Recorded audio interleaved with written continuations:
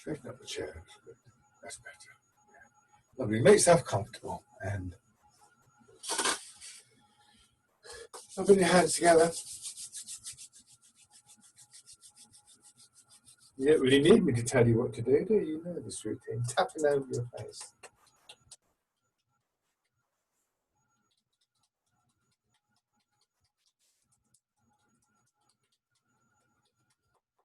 Move your head.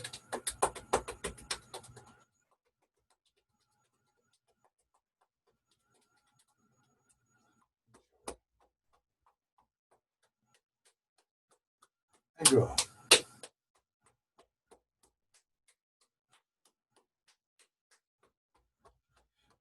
Side.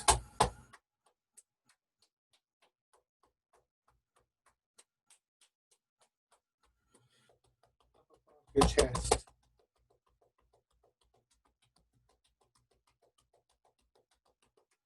And your belly.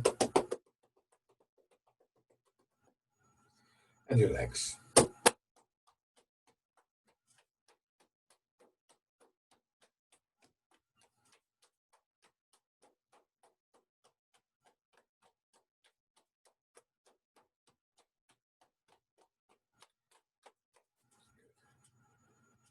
Sit back.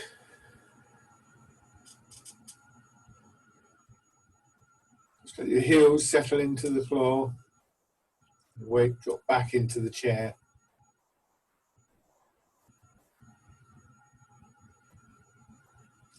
When you feel that you've really sort of settled into the chair and you can feel the support of your chair, just place your hands on your belly. And as you breathe in and out, see if you can feel that slight movement, that rise and fall of your breath.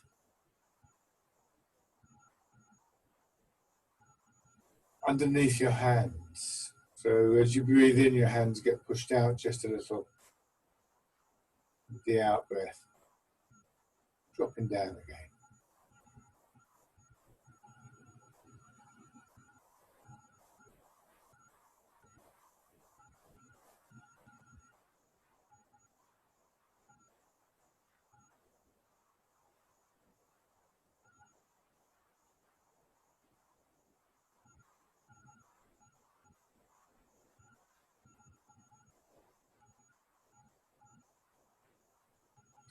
So we get this feeling of drawing the air into our lungs. Remember I've described this as like a bellows you pump a fire with. You draw the handles apart, that draws the air down. So we're not trying to force the air into our lungs. Remember that we look for that feeling of space within the body, and this is just a very gentle way of allowing your breathing to begin to fill some of that space.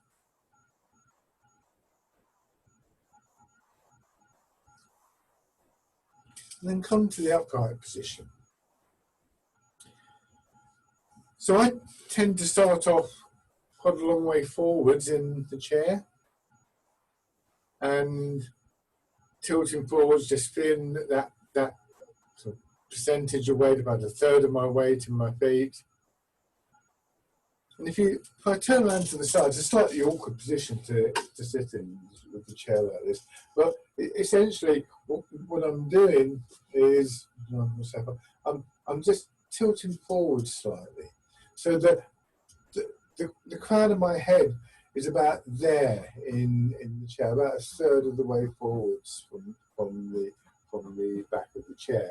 I don't want to be like this because I can't get the support from my feet there. So just a slight angling, not so much that you feel that you're straining in your back there.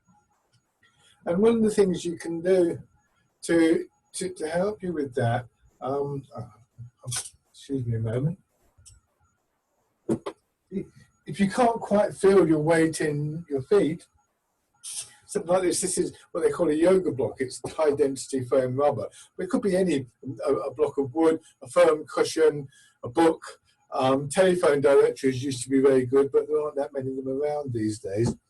And you can just have your feet there, and that that helps you to just feel what's happening in your legs a little bit. You don't want it too high. It's actually a bit high for me, but that can help if you can't feel what's going on in your feet. I'll get rid of that for now. I'm fine in this chair. So the support from your feet, from your hips, and if you think about it, if I turn to the side again here, oops, right there, it's almost like a pyramid, going up to there and then down to there, and similarly slanting in the sides, slightly lopsided, but a pyramid nevertheless. So we become very aware, hopefully, of this square base. So your legs go straight out from your hips and then straight down from the knees, and you've got this sort of hip width, and about the same in length. That's the foundation that's supporting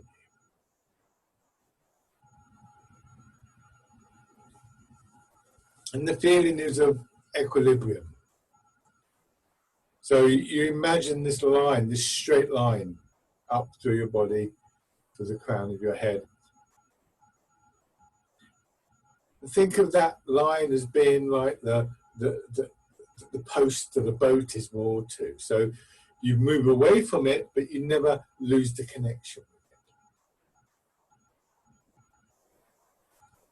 it. So as we begin to move, we want to make sure that we're not moving so far or in such a way that if like the rope snaps. So turning your head. So this will start to affect not just what movements we're doing, but how we're doing the movements. And the approach to movement is subtly different to our normal movements in Tai Chi. And the image we often use is of moving through water. And it's, if you imagine trying to push the boat through water, for instance, how you move in water is actually a little bit different to how you might move, say, to open a door or something like that. A stronger movement, a more connected movement, a more flowing movement, but not a movement that involves straining.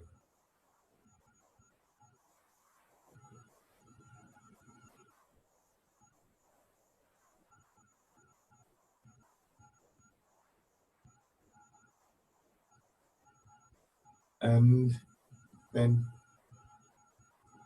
your arms. So noticing the connections in your body, noticing how your chest and ribs and upper back are involved in this movement is a good way to develop that different approach to the movement. Using images like moving through water, another way. They're all useful at times.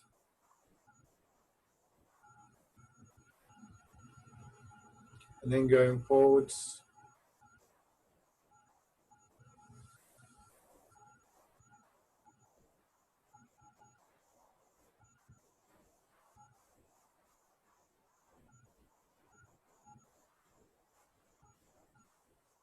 And then your arms.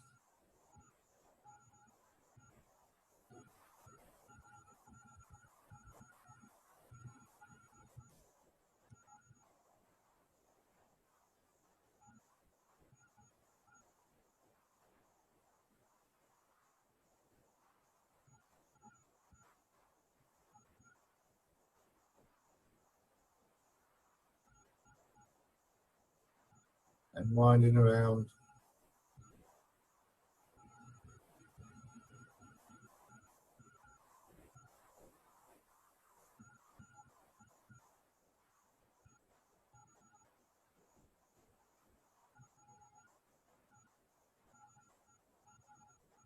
And back then.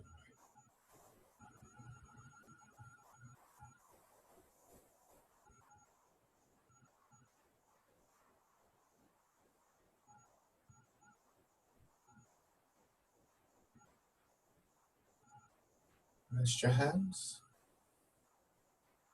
Knees forwards. And push back.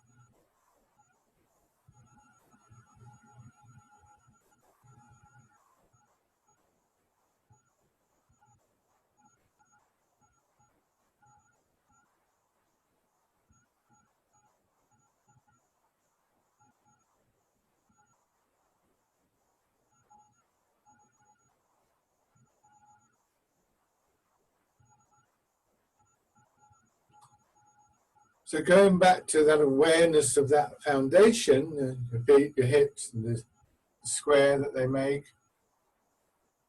really the majority of the movement that we make will be within that square. Certainly the shoulders and head don't go beyond that, or at least if they do, only by a very small amount. Your arms will, of course, but that's about it. Now if you sit back and turn, so now your head is going towards one knee.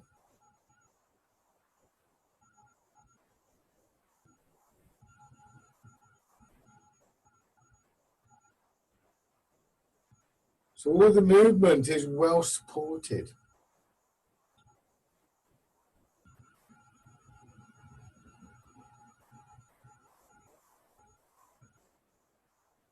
Turn the other way.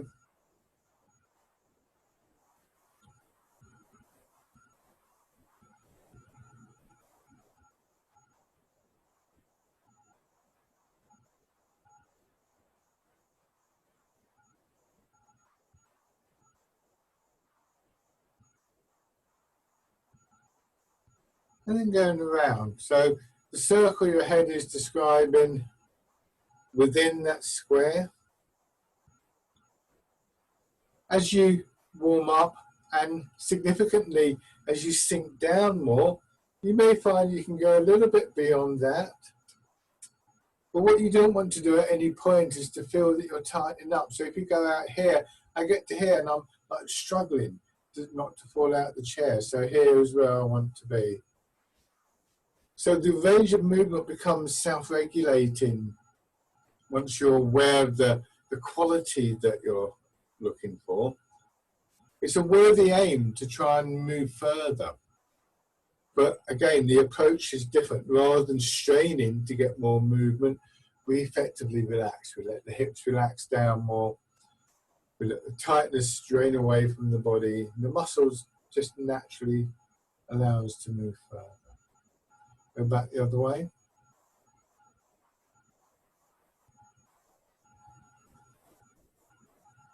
So a term often used to cover this approach, this way of developing, is that we cultivate these qualities.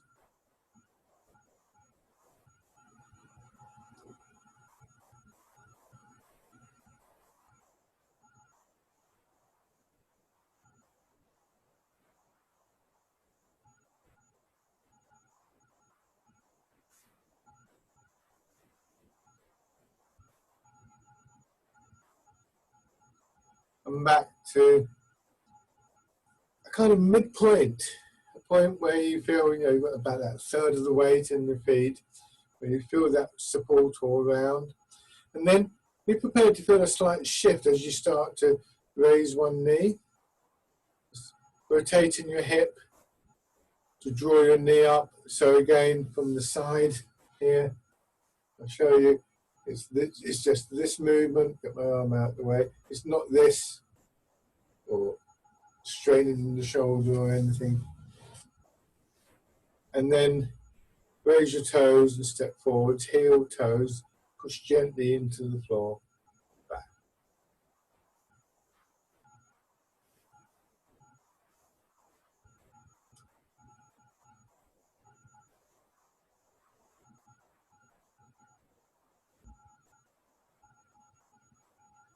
Another direction.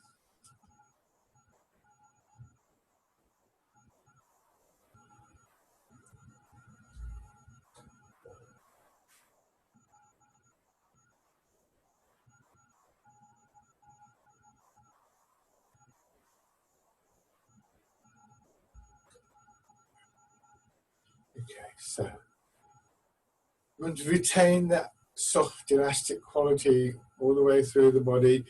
I sometimes think that it's a question of tuning the body. If you can imagine a guitar or a violin and an instrument with strings, we don't want the strings to be too loose or too tight. And that's particularly important to remember when we come to move the arms. When I do fisherman castanet, I tilt forwards. There is fine. But if I try and push my hand any further forwards, I'm now pulling all the way through my body, and that's the point at which we want to stop. And if we decide that we want to go further, that's when we start thinking about sinking down more, and so on and so forth. So retaining the feeling through the whole of your body for the whole of the time as much as possible. Fisherman cast a net.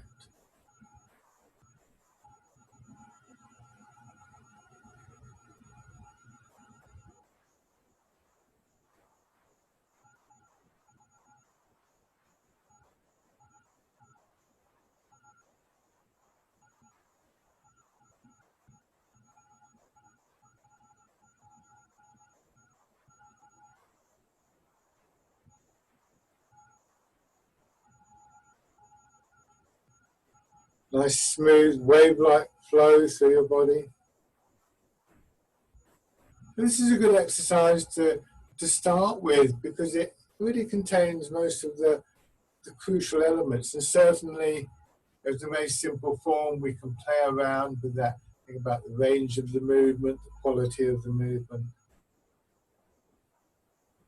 A key factor is going to be where we start the movement, and it's in the hips in the center. Let your hips, buttocks sink into the chair.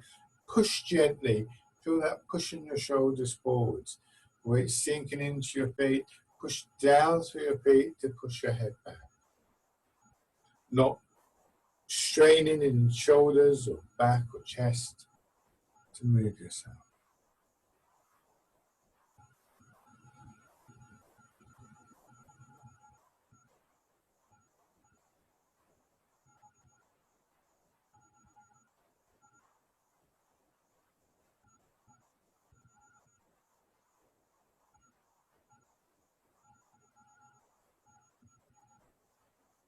And then this time coming over, rolling the ball in. So at the end of the forward movement, feet push down, your shoulders go back. It's a slight pull on your fingers, almost like your fingers are stuck in mud and you're pulling them out.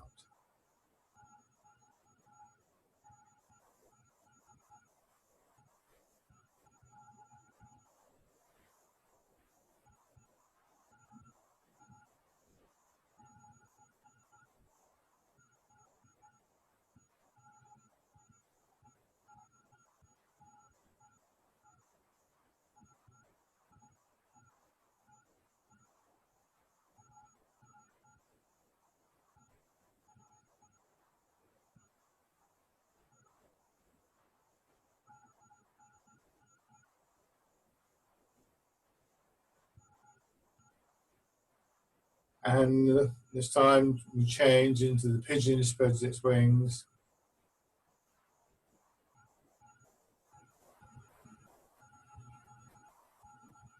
Remember squeezing in, so you're squeezing the ball in.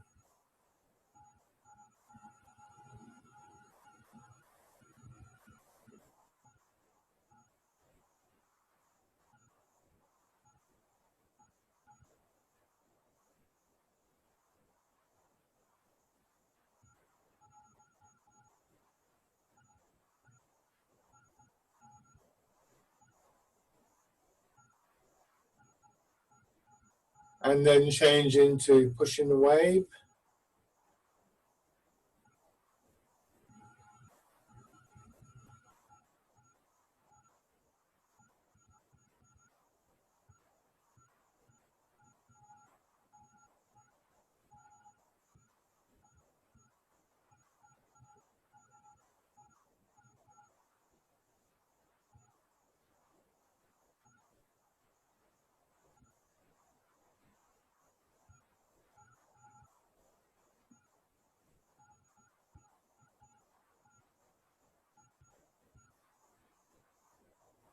And this time when you come back, rolling your fingers into the hollow fist, punch with both hands.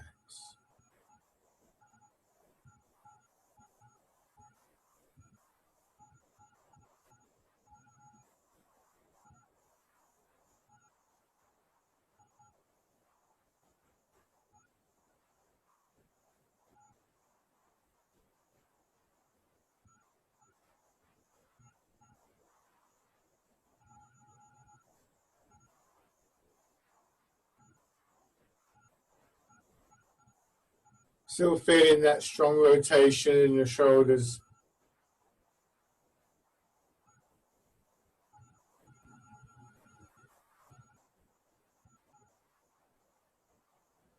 Turning all the way out, open your hands.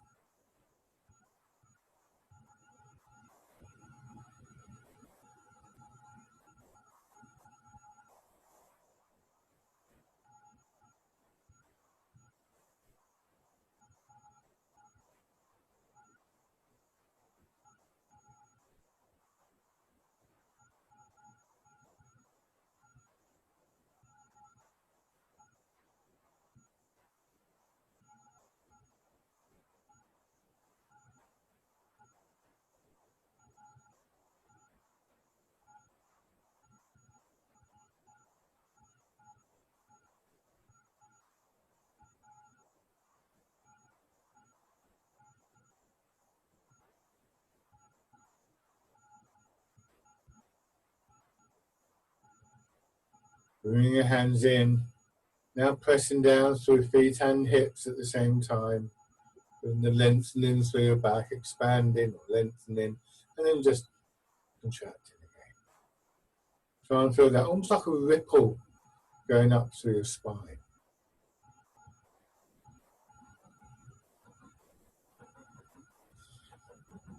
So when we've got that foundation, the feet and the hips, and when we're able to use it to support ourselves, our backs in particular really seem to open up. I suppose the whole of the upper body really.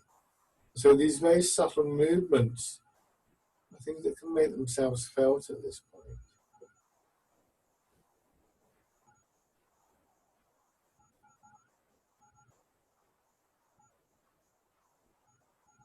Very much a feature of this exercise is very active and discernible push down through hips and feet in order to generate the energy for the push up.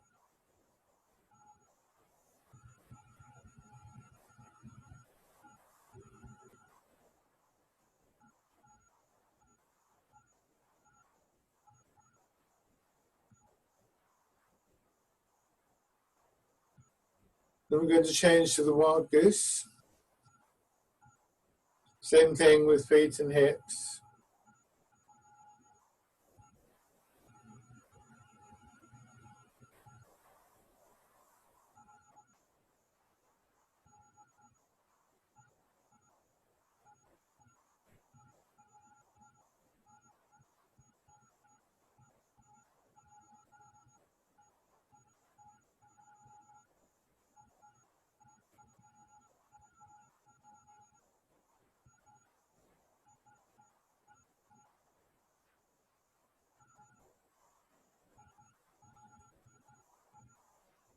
And then another change. This time your weight does go forwards a little bit. Only a small amount, just enough to let your hands pass in front of your knees. Go back, and again that push up through your feet and your hips.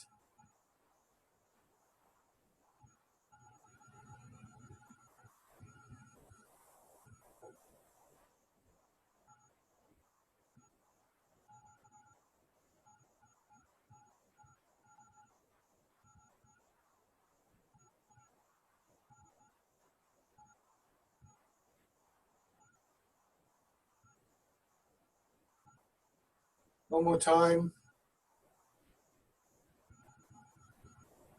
Try and look for a nice smooth change over into dragon plucks the stars from the sky.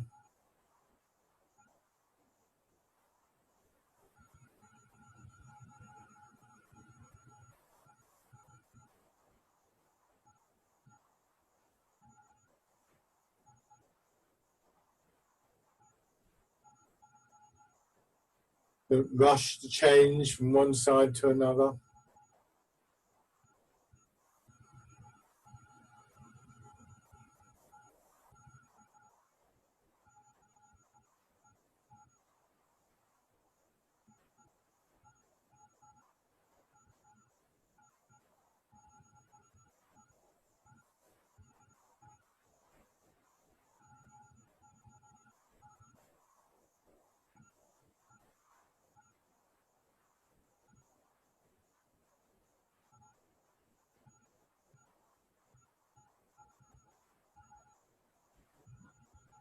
And then this time, let your hand come all the way down. So again, don't rush to change over. Now both hands coming in.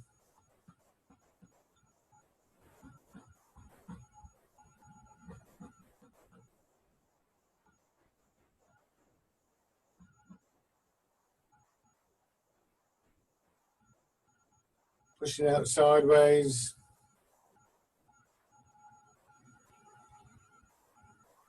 In the movement, particularly through your back, this gentle sort of massaging quality. Push down your feet and your hips. Causes that movement up through your back.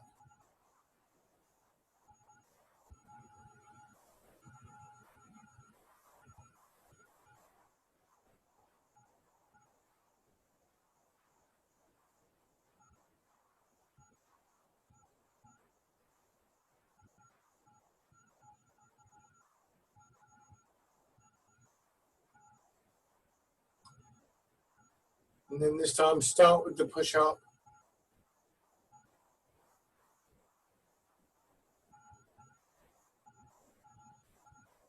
And then as you push out, turn in your hips.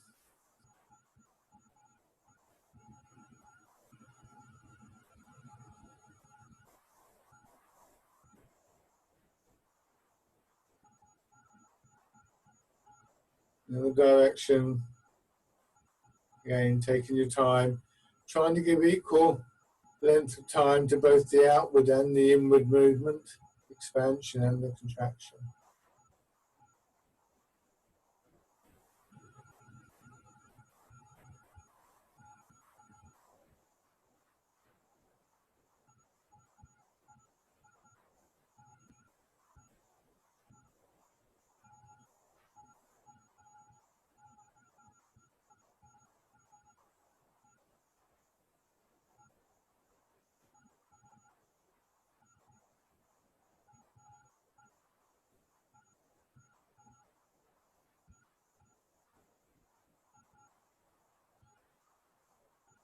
So now, pushing out, one foot out, scooping the sea and looking at the sky.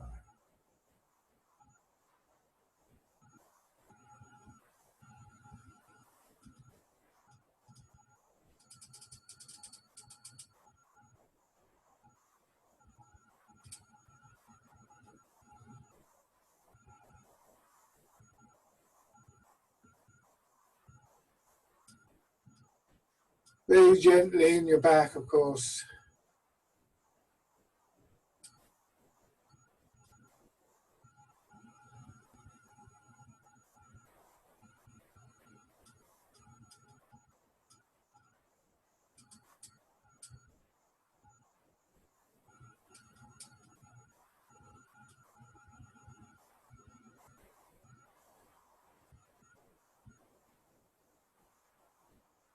And then change into grasping the tiger's ears.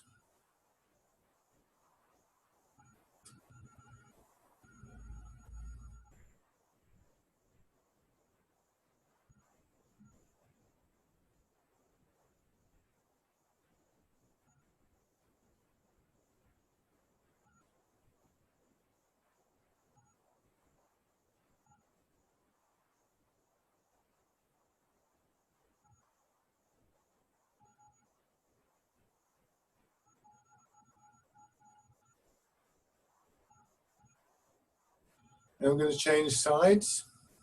So sit back into your hips. Notice any sort of adjustments that your body naturally makes to accommodate that change. Scooping the sea and looking at the sky. Here, of course, with your leg extended, you will angle back more. But not so far that it becomes a struggle to make the movement work. So if I show you from the side again, what I want to do is to feel it's a little bit like this, but not right out here, because now I'm pulling out the chair. I don't want to do that.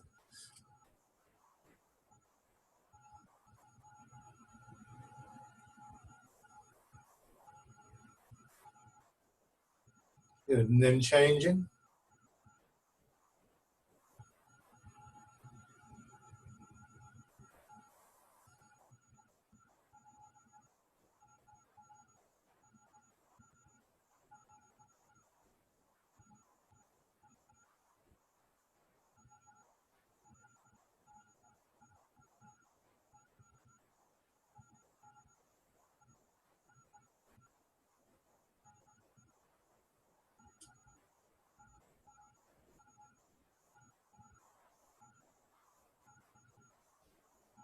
Good. Come back to the seated position for a few moments. A couple of breaths again.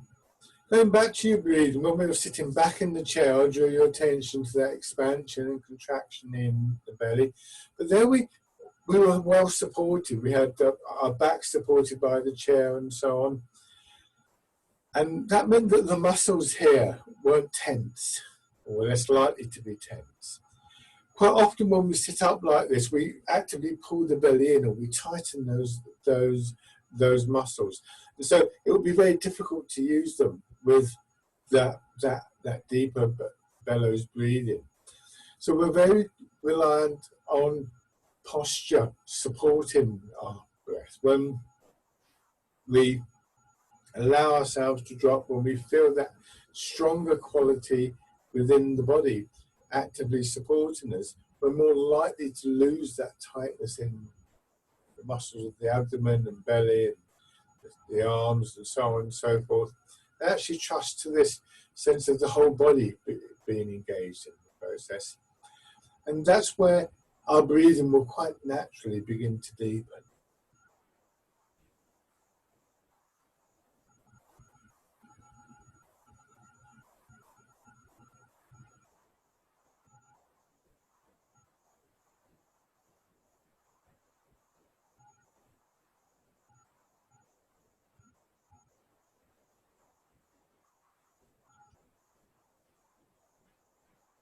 And then tilting forwards and backwards again. And beginning to turn that not into just forwards and backwards, but side to side. So it's a circular movement.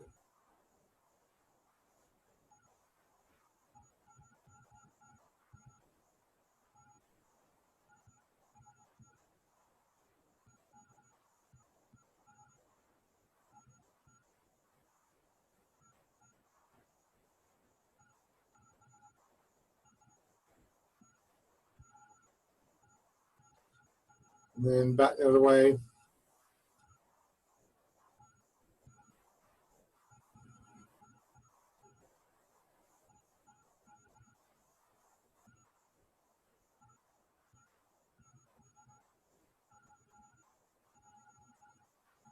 And then letting your hands move with you.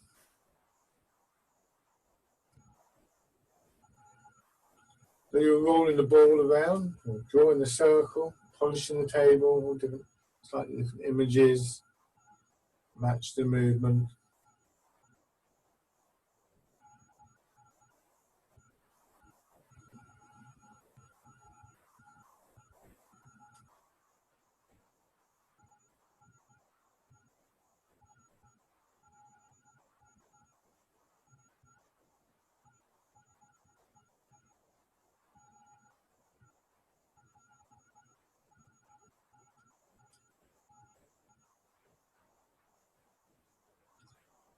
Go in the other direction. Feel the connection from your hands to your shoulders, from your shoulders down into your hips. Turning movement from your center.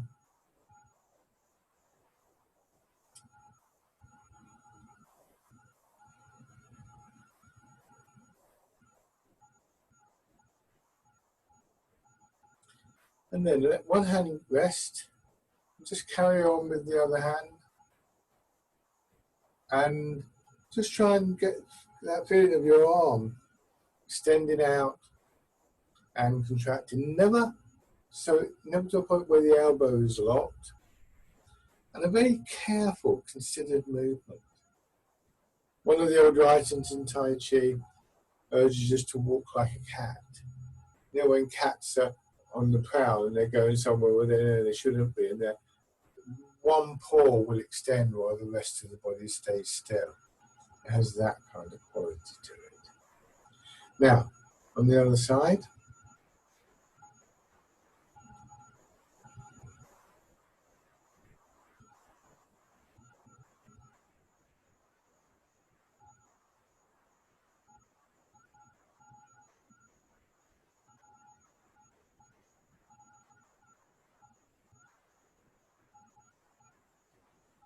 and then side to side. So stirring the beans. One hand withdraws, the other one extends. The rest of the movement is governed by the center of the body.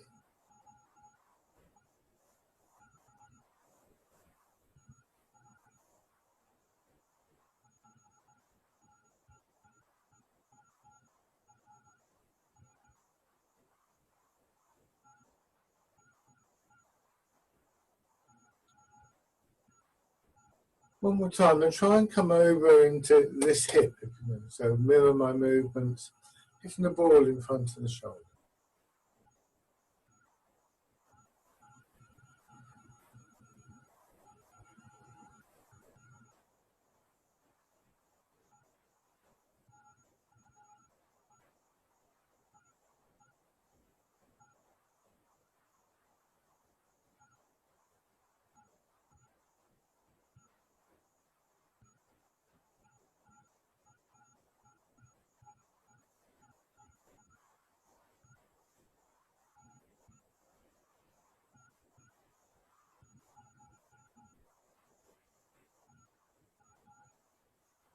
One more time on each side.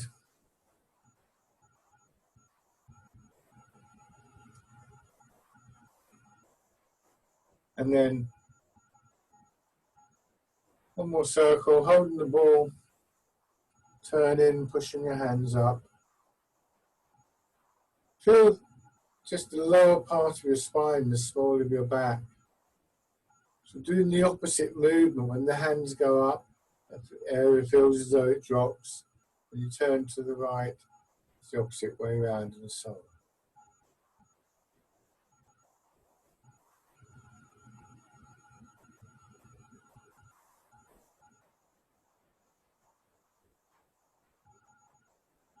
And then change directions.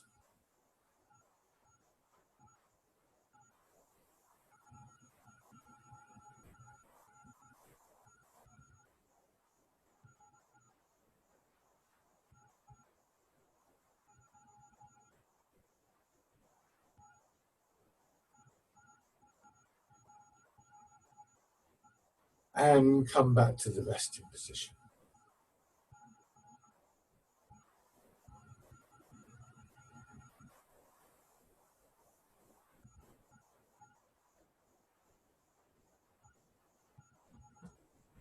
Good. Rubbing your hands together.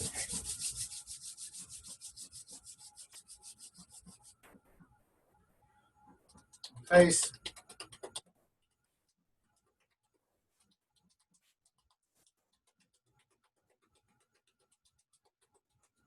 Head and neck.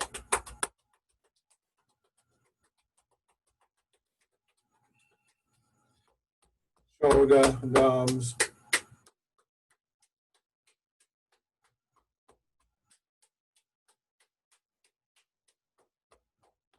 Inside.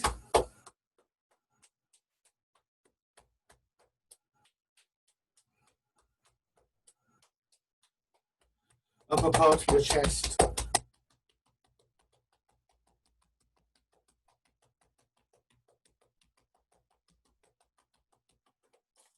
Belly.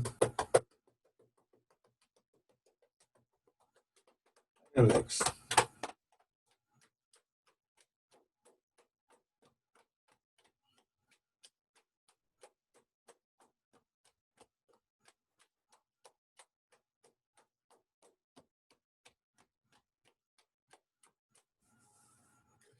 And then you're ready, you can stand.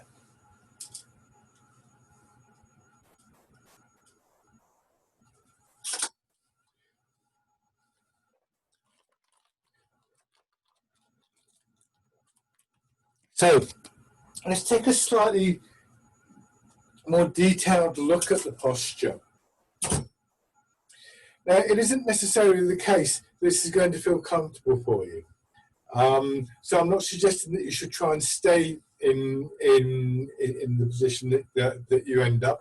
Just note that this is sort of what you're moving towards.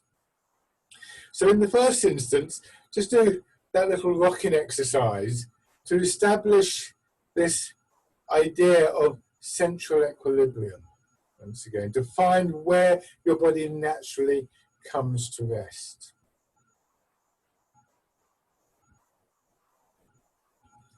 And just come to settle there. Now, you may be there already, but by tradition in Tai Chi, the focal point for our weight would be just behind the ball of each foot. So what that would mean is, that in fact, rather than say with my weight in the middle of the foot, I'm slightly forwards. And you can see now that I'm leaning. If I use a pole to demonstrate, this would be the central equilibrium with my weight in the middle of my foot. When I go forward, you can see I've moved away from it a little bit. If I now move that forward so it's level with the ball of my foot, and I let my hips sink back, you can see I've come, I'm not quite square on it. You can see from here, there, watch how I come to there. You can see I'm now back in that upright position, but with my weight a little bit forwards. So there's two things really, two advantages to gradually getting your weight to go into that point just behind the ball of the foot. The first is that it naturally encourages the rooting down. If you've ever tried to take a dog for a walk or take it somewhere where it doesn't want to go, or if you've had to drag a child into school, you'll know that a natural response for all mammals to being pulled is to do this, is to sort of drop their haunches back. No, I don't want to go. It's like being in a tug of war. A tug of war, you do this. So this is a natural movement for all of us. And it drops the hips down. So going forwards like this and taking the body slightly out of line, and I've gone a little bit further now, it's exaggerated.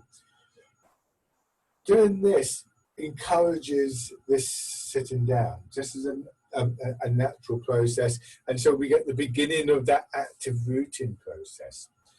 The second thing about it, which is quite interesting, I think, is that slight shift forwards tends to be what we do when we take a step. So we've got an interesting thing here that I go forwards. If I do nothing else, the next thing that's going to happen is this. I'm actually going to take a step. But if I don't do that and let my hips drop back, I retain that energy and I get a nice lengthening through my back. So it's this combination of a posture that allows for a great deal of stillness, for the rooting down and all that implies, but that also has almost enough energy to take a step. And it's an interesting combination, very typical of Tai Chi. Now, obviously, it's quite a strong posture. This little movement here is really quite strong in the legs. So again, I'm not suggesting that you should stay there, but just be aware that that's what you're working towards. So, sinking down and push it up.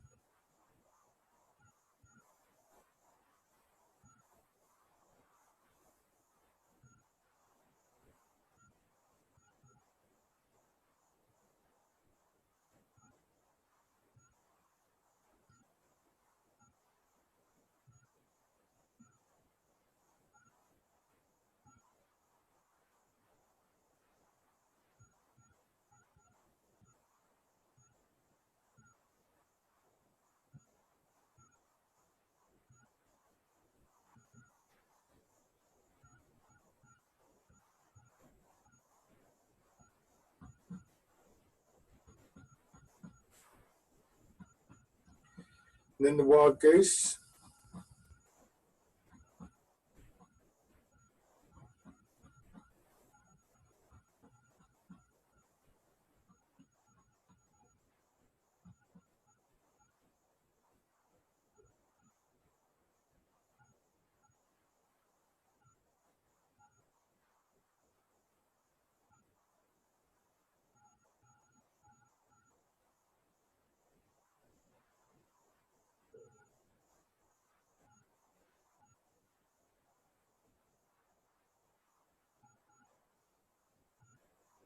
and parting the clouds.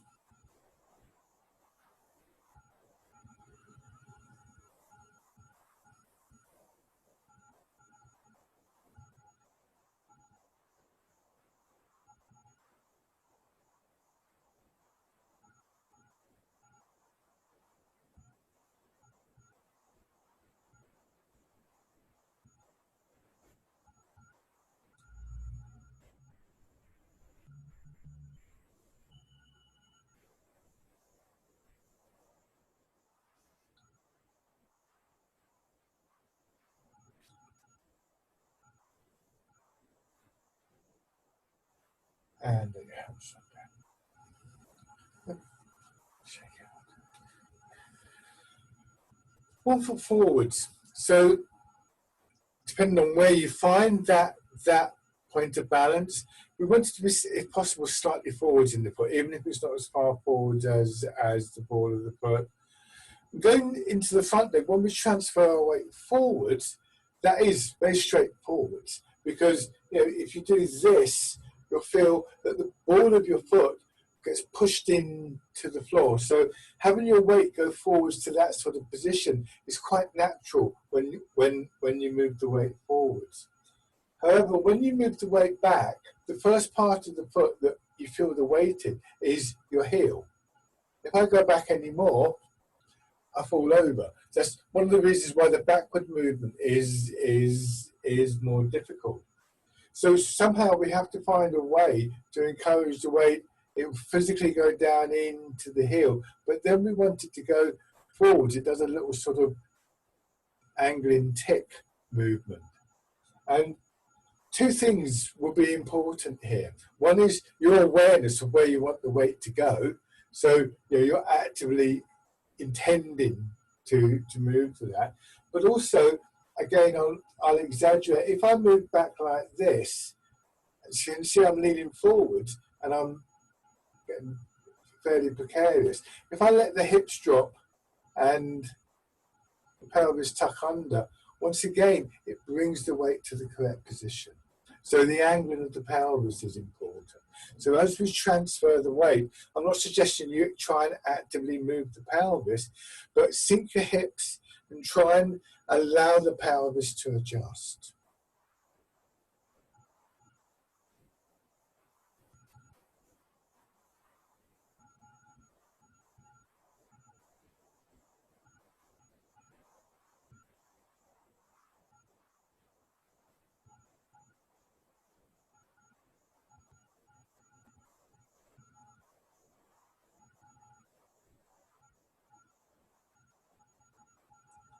Shake out, and then on the other side.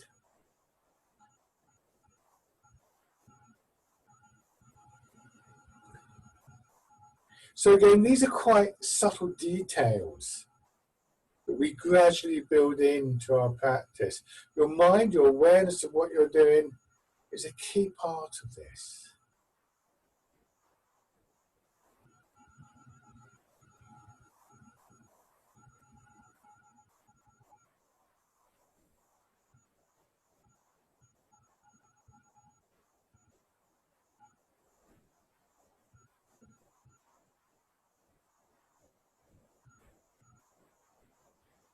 Shake out. And then let's do fisherman cast it out again.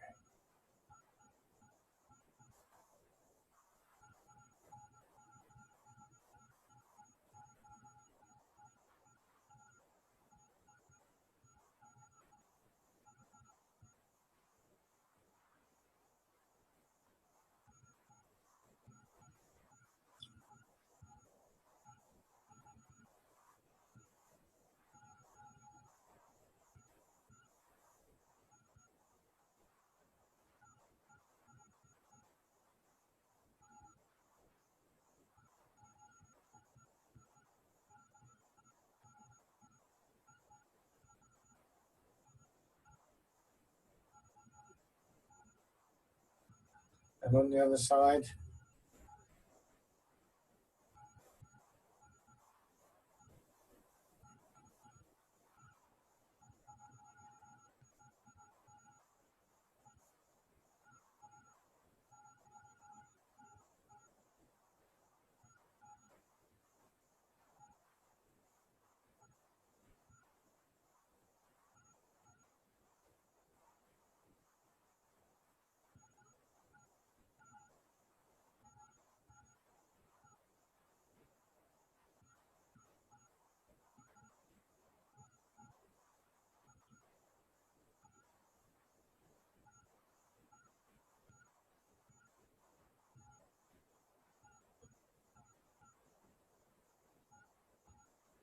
Good, and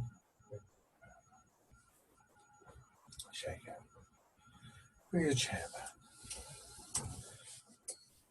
Posture is something in Tai Chi that we constantly look to refine. So it's not there isn't really a kind of end product here. It's more about remaining aware of things and recognizing that it does change. One of the interesting things to do, I think, is to try, for instance, some of these movements and the weight change in particular on a rough surface. Our hips and our pelvis, and pelvis in particular, the alignment of the pelvis is a bit like a suspension system for your body. And as we go over rough ground, or we step up a pavement, or we go up a slope, or go upstairs, or something like that, or we lean out to get something, one of the key areas of the body that adjusts to keep us stable is the pelvis. It's one of the reasons why in falls rehabilitation therapy that they use for people who have a lot of problems with falling. One of the key areas they look at is the pelvic floor, and they do a lot of stuff for strengthening the pelvic floor.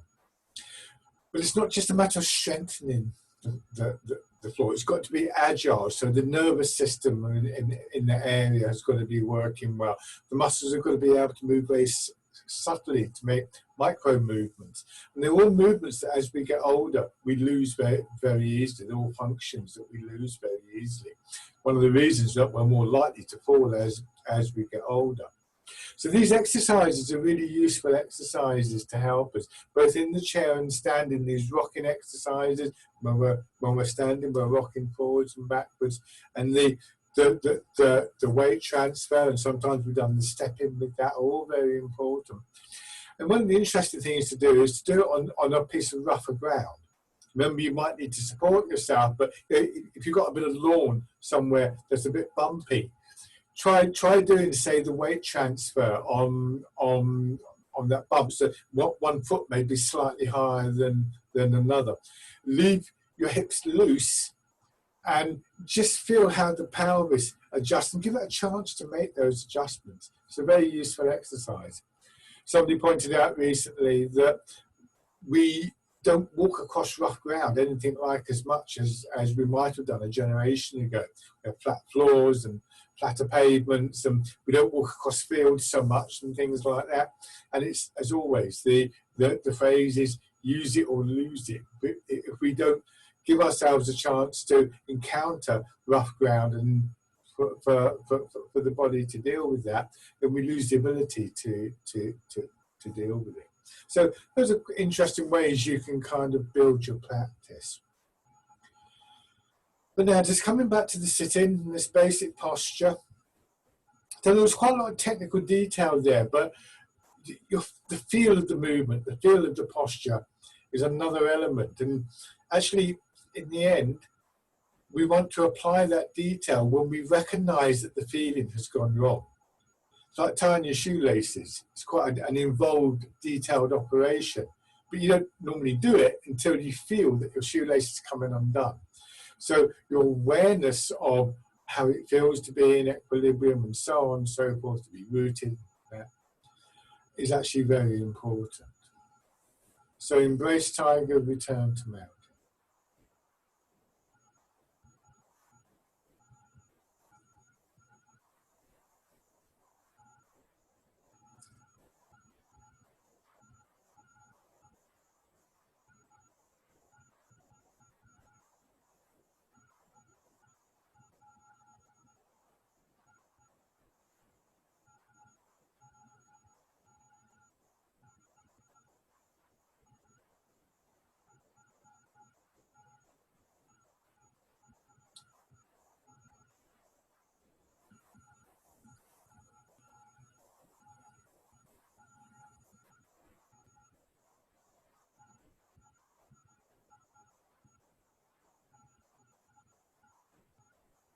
One more round.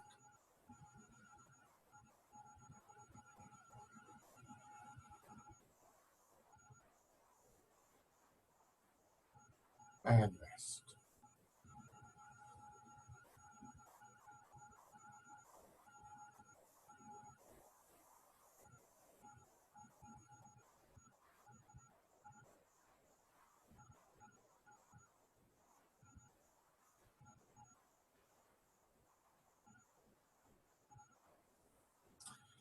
Lovely. Thank you very much, everybody. Are there any questions on any of that?